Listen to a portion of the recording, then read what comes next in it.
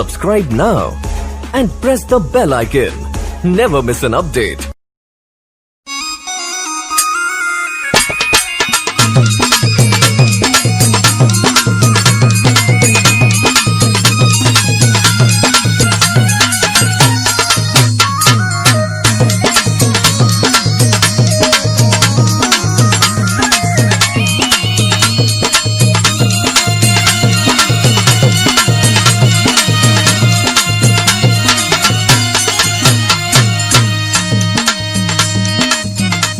अरे ए दादा ये दादा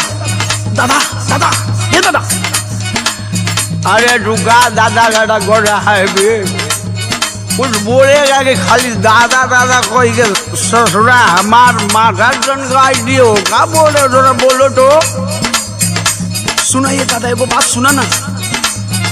अरे सुना वो का बकता है सुना बनाओ तनी खैनी सुन बुढ़ऊ दादा हो बनाओ तनी खैनी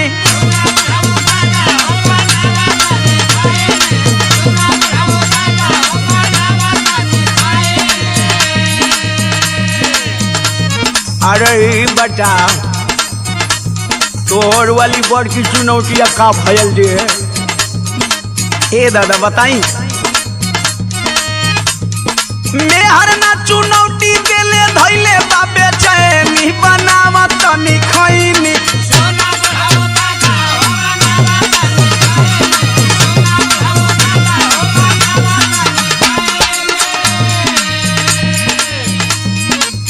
यहाँ का अर्थ हुआ हो कुछ नहीं दादा ले खाली हाल चल करे नहीं दादा ढेर दिन पर भेट आए ना कुछ नहीं कर तू हाल चाल करत हुआ हाँ भूलवावत हुआ हमके का तो के नशा करे से मना कैले रहनी हो ना ए दादा सुना फलाना वो इ नशा ना करो तो खाली हमसे हाल चाल करो ना तू चुप रहा बुढ़ऊ बोला मत। अब तू हम हूँ के डटबू अरे सुना पहले इनकर हाल सुना बिगाड़ लिखले दासा करही में नशा हो बिगाड़ लिखले दासा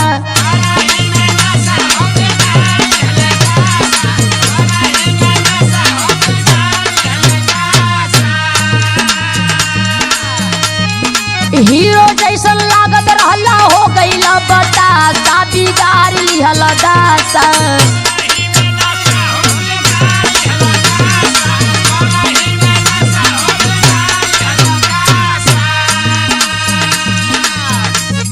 आशीर्वाद की मम्मी एगो मजबूरी बताई अब भूलवावा मत हमके सुनू का सुनाओ तो बोला आदत धराई दिहले साथे के संगतिया अच्छा ये कैसन आदत है जवन छूट ना सकत है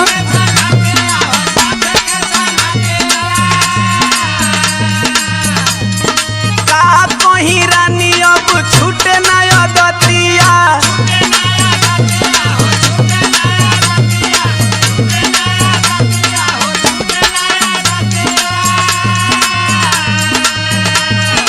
दारू गांजा बिना अब दिन हम भइनी बनावत तनी खैनी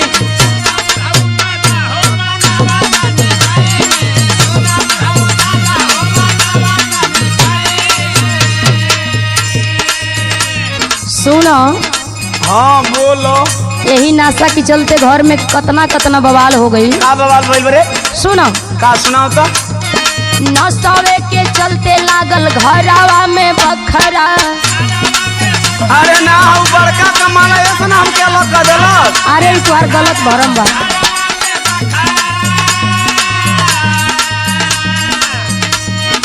पी के पड़ोस में करावेला तू झगड़ा अरे हाँ और सौरम खूब झगड़ा हूँ ना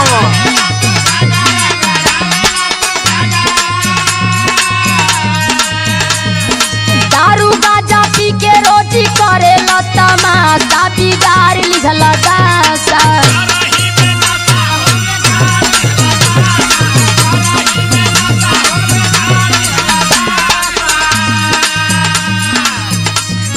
एगो बात कही बोला देख तू सही कहत अली, लेकिन आज भरे को हमार बात मान ले। कौन बात तहर मानी हो? सुनो सुनावा। आज भर खाए दरानी खाके कहीं क्रिया,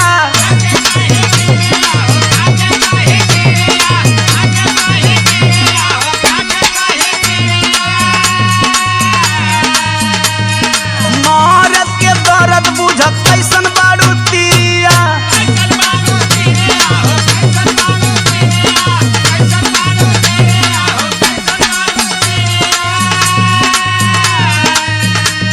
तो के खूब हम बढ़िया से जाना तनी। का तू का हुआ या का करेला? अरे सुन, भरोसा कर। अरे कतनी बार भरोसा कइले बानी।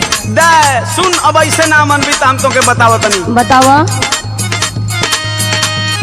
हाथावा दीवनवा तोहरा माथावा पे धइनी बनावा तनी खइनी।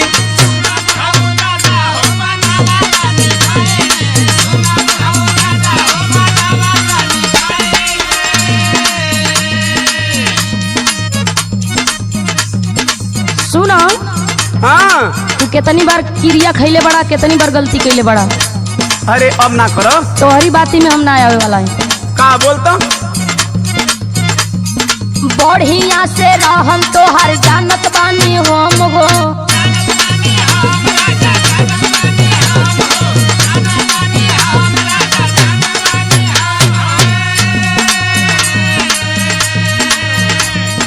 रोजो रोजो खाला तू क्रिया कसम हो।